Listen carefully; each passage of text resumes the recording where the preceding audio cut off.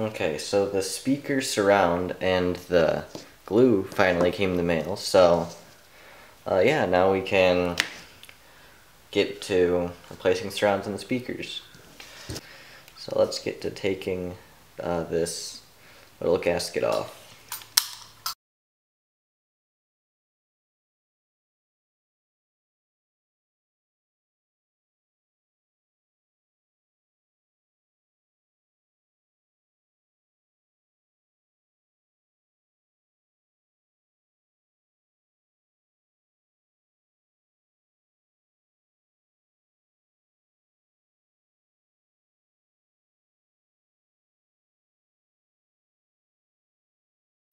So here we've got a bunch of the old surround on the gasket. So we can clean all that off.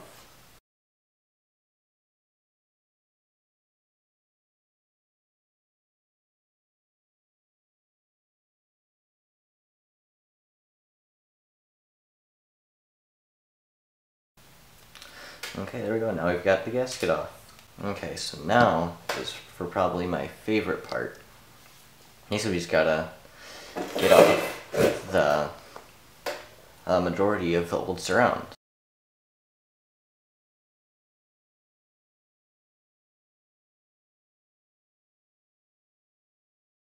Now we've got the majority of the surround off. But then we've got to get the surround off from the whole edge. For this part, we use our knife.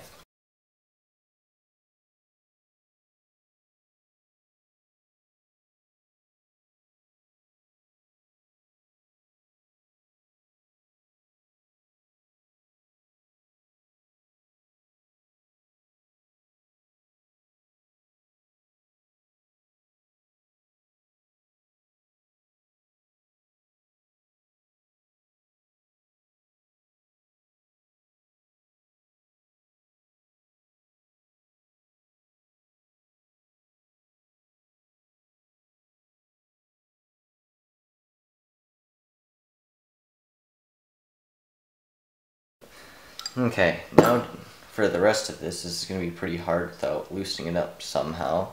So we're going to use some isopropyl alcohol. So I've got some Q-tips here just for spreading it around. So we just got to loosen this up some so that we can get it off easier.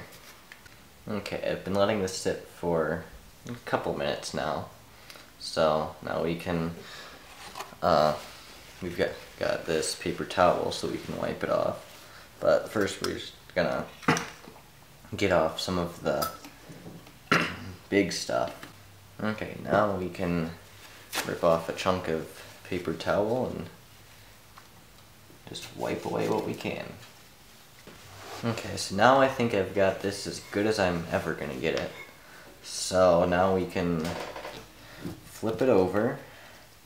And now we've got to get all this junk.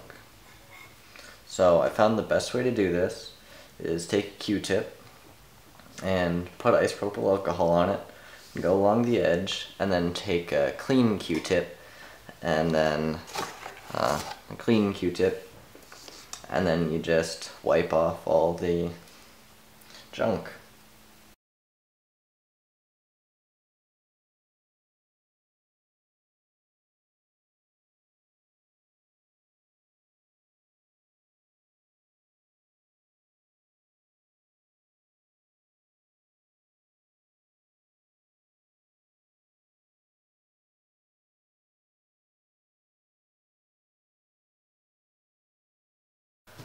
Okay, and now we're done with that.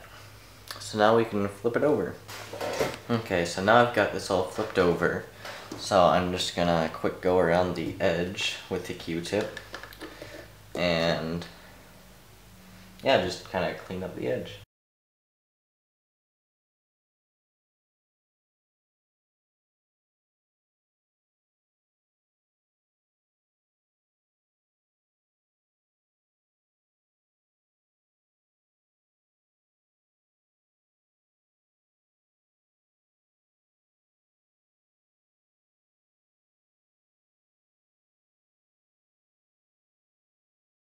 Okay, now we've got that all clean, so now we can get the surround. Okay, so here we have our surround. Yeah, basically we just gotta fit it around here. Now I know a lot of speakers will have the surround mount in the front of the cone, but for this specific one, at least, it mounts behind it. Okay, so now we need to get our adhesive. So this is a clear adhesive. It dries clear, which is good because we've got a white cone. Some of them will dry black, but I don't want that since I do get a little messy with this sometimes, and I don't want to have black adhesive on my white cone. Now what we've got to do is just get under there and get some glue back behind the cone.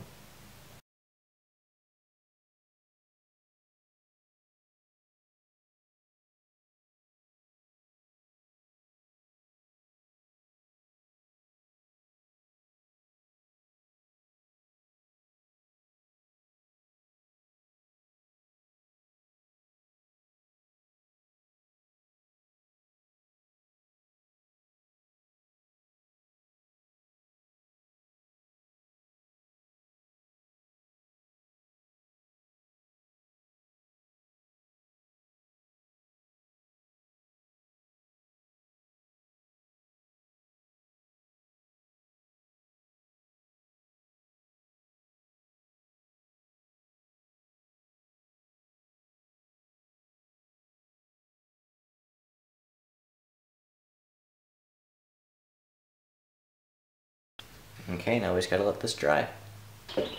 Okay, so I've let that dry for a couple hours. It hasn't fully cured yet, but it's good enough to get the glue on the outer layer. So, I know like you're supposed to take the dust cap off and put some spacers in between the voice coil and the magnet, but I just don't feel like taking the dust cap off because, well, I can't find any dust caps like this, and I don't want to ruin the cone, and it's got a bunch of glue, so it would be really hard to do that. But I think another way to do this is play a tone through an amplifier and then have it come through the speaker, and then you can kind of like move it around to hear if it's centered. So how I'm going to do that is I've got a 100 hertz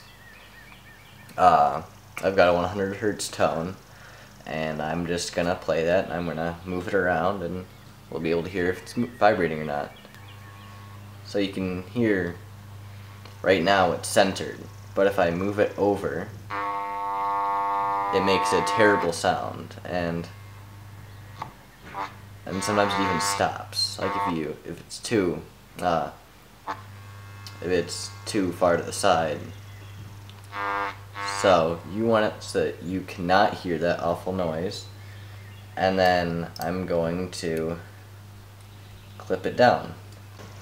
Okay, so now I've got this all clipped on, and so basically how I'm going to do this is I'm going to peel this up, get some adhesive in there, and then do that all around here except for these parts where it's clipped down, and then I'm going to let that dry for maybe an hour, and then I'm going to take these clips off and get some adhesive in there and put them back on so that it holds in place, and then it's going to be done. So then, or I guess then we're going to have to put this on top of that, but that's the last step.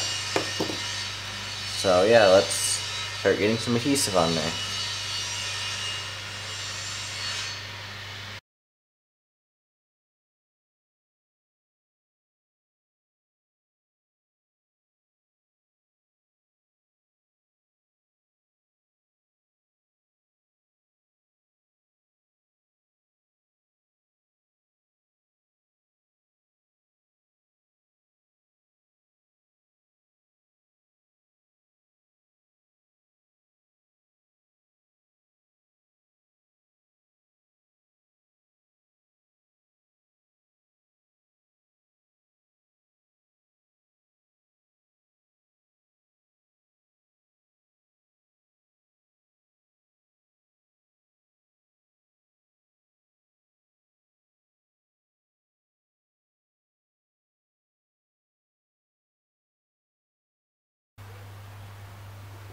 So now we just gotta wait.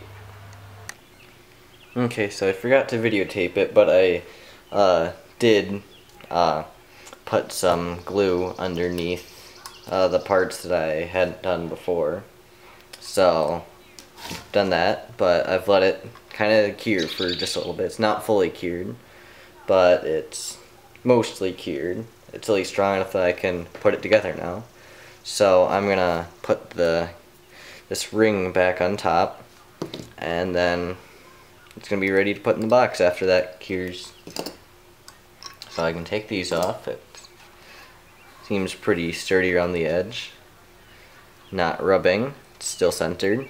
It's good. So this is just gonna go right on top there.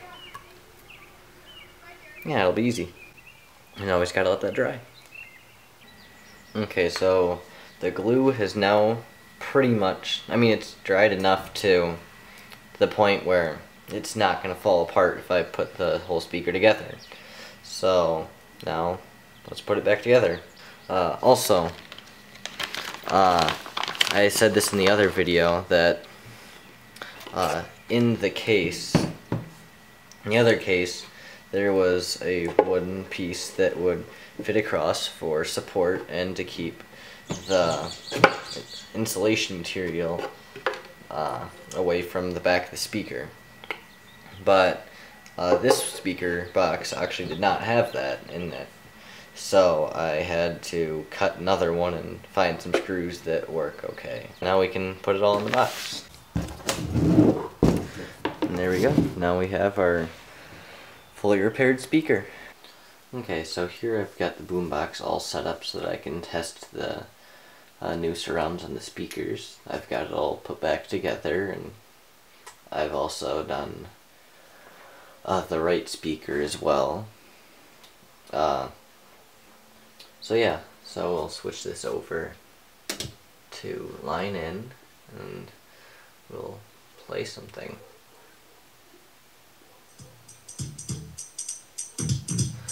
So before, especially on the lower frequencies, you'd be able to hear some buzzing. And that, I think, was the voice coil vibrating against the magnet.